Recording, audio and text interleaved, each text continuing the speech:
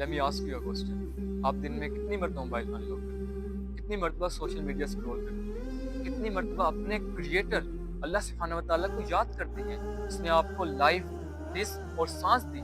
رسول اللہ صلی اللہ تعالیٰ علیہ وآلہ وسلم نے فرمایا آدمی اور کفر کے درمیان فرق نماز ہے، یعنی سکپنگ صلاح ایمان کو خطرے میں ڈال دیتا ہے۔ اور قرآن مجید کہتا ہے ان الصلاۃ تنہا عن الفحشاء والمنکر، بے شک نماز بے حیائی اور برے کاموں سے روکتی ہے۔ جسٹ تھنک اباؤٹ اٹ، جو شخص 5 مرتبہ اللہ تعالیٰ کے سامنے جھکتا ہے، اللہ تعالیٰ اس کی زندگی کی تمام پرابلمس کو دور کر دیتا ہے، دل کی انزائٹی ختم کر دیتا ہے، رزق میں اور مال میں برکت عطا فرماتا ہے۔ یہ دنیا ٹیمپریری ہے، کل کی کوئی گارنٹی نہیں ہے، لیکن آج ایک سجدہ آپ کی زندگی بھی بدل سکتا ہے اور آپ کی آخرت بھی۔